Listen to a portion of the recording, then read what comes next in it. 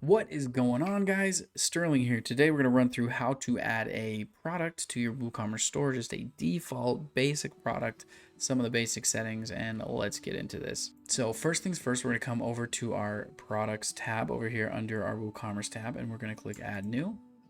Now there are a few things that we need to make sure that we add. The number one is going to be our title. So I'm just going to call this product title. Product title. Now you'll notice when I click off of the title, it's going to actually generate me my permalink, and that is where our slug is identified. So if we wanted to use a different slug than our product title, we could click edit, change that here, and then click OK, and that would automatically update that. We have our long description and we have our short description, so let's add some content there. So I'm just going to paste some lorem ipsum a couple times here. So this would be my long description. Then if I scroll down, you can see I pasted it once. This is going to be my short description, and it just says it right here, product short description, product long description, and I'll show you where this is going to show up in the front end of the website. And after we have that added, we can move right on to our product data. So most likely you're going to have a simple product or a variable product. I have another video showing you how to set up variable products with attributes and variations. So if you want to learn about that, go and check that out. We can basically specify whether we have a virtual product. So if we're selling maybe an ebook, or we're selling something that doesn't need to be shipped, maybe a video course or something like that, we can select virtual. And if it is downloadable, if we want to include downloadable elements to our product, we can click downloadable, and then we can actually add files, and this will be all represented and shown in the My Account page. So people, if they purchase a plugin or if they purchase something from you, they can come and download these files later on. Now, if we are using a simple product, we need to set our price right here. So let's just say $100, and then we can also set a sale price. So let's set $49.97, and then here you can see we have a schedule button where we can actually schedule a specific time to run a sale if we wanted. Now I'm just going to click cancel, so we won't schedule that. So there are lots of plugins that extend the functionality of WooCommerce. This is something I want to mention. You'll notice here we have LearnDash course and LearnDash group. So this has been added by LearnDash to our WooCommerce plugin. So there's an integration between the two.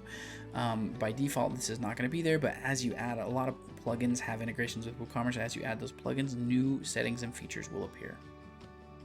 So let's click now to our inventory tag. We can add a custom SKU here. So let's just say custom SKU. We're able to manage the stock if we want. We could say, well, we have 100 products to sell. We could allow back orders or not allow back orders, and then we can kind of set what our low stock threshold is. And if it is sold individually, if we're not allowing people to sell multiple or to purchase multiples of these, we could check that there, and then they're only going to be able to purchase one of these products per order. Now let's come down to shipping, and now we can add our weight, our length, our width, and our height. This is important for once you set up your shipping in your WooCommerce store. This is going to help generate those amounts so that you're not paying to ship the products. So I'm going to create another video, guys, that runs over the shipping settings in the back end of WooCommerce, and I'll run through some examples and how to set those up. But for now, you just need to make sure that when you add a product, you add the weight, length, width, and height, and that's it. We can also link products, so we can create upsell products and cross-sell products, and basically these are going to be displayed on the cart page and on the checkout page, so people can see products that are kind of in the same category or should be upsold or cross-sold as these products. So say if you had someone signing up for your silver membership, you wanted to offer them your gold, you could put the gold membership here, and they would see that on the cart page, and they could add themselves to the gold and not the silver. So attributes are still accessible on a simple product, even though it's not going to be used for the variations. It's not going to actually generate different products and different SKUs. We can still add something, say like color. So let's click add, and then we could add all of our different colors to this product, and it would be visible on the product page. This is just for us to be notified, hey, someone is buying a product. And because we're managing inventory, technically it'd probably make this a variable product if it's going to have attributes, because we would want to keep track of the different products that we have, how many blue shirts we have, how many gray shirts we have, how many green shirts. But if you weren't tracking your inventory, you were just using it to sell, to make online sales, you could enable this and have this live, and people would be able to see in a little drop down the different colors. They'd be able to select what color they wanted of the product. And in our advanced tab, we are able to add purchase notes. We can customize our menu order, and we can enable or disable reviews for this product. So now that we have all of our basic product information set up over here to the left, we're going to come over here to this right column, and we're going to select our categories and our tags for this product.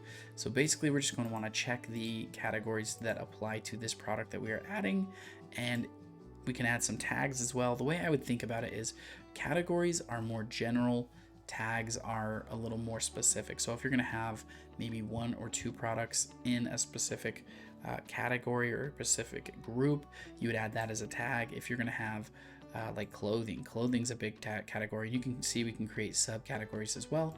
So we could say it's an item of clothing. We want to show up on the clothing tab, and then it is an accessory. So we want to show up on the accessory tab, and it's a decor item.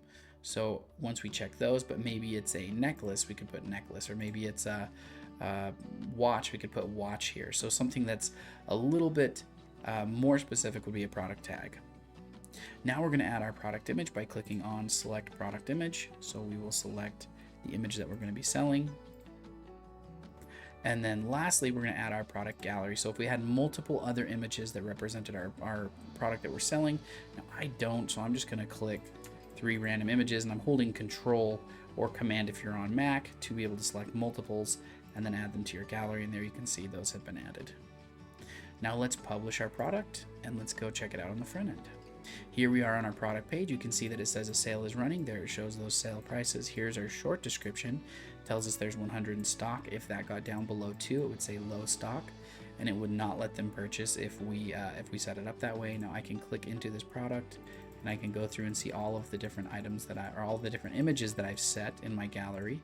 I can scroll down and see my categories that have been set as well. And then here is my long description. And then if I had any reviews on this product, those would show up here as well. Setting up a product in WooCommerce is extremely simple, guys. Now, when you get into variable products and some of those other kind of more advanced products, I have a video running over that, like I mentioned. Go and check that out. That will run you through the entire process, and it can get a little more complex, but for the most part, it's really quick and easy to add a product to WooCommerce. This is kind of a basic video, but I figured if you don't know how to do it, now you do.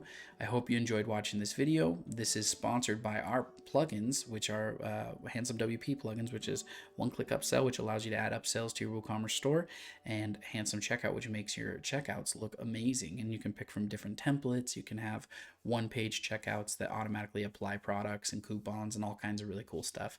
You can customize your colors and do all kinds of really awesome stuff with your checkout pages. So check those out. Those will be in the description below. If you need, comment if you have a question, or if you want a video request, comment that as well on this video. Throw a thumbs up and subscribe, as I'm going to be creating tons more awesome videos like this. Thank you guys so much for watching once again, and I will see you in the next video.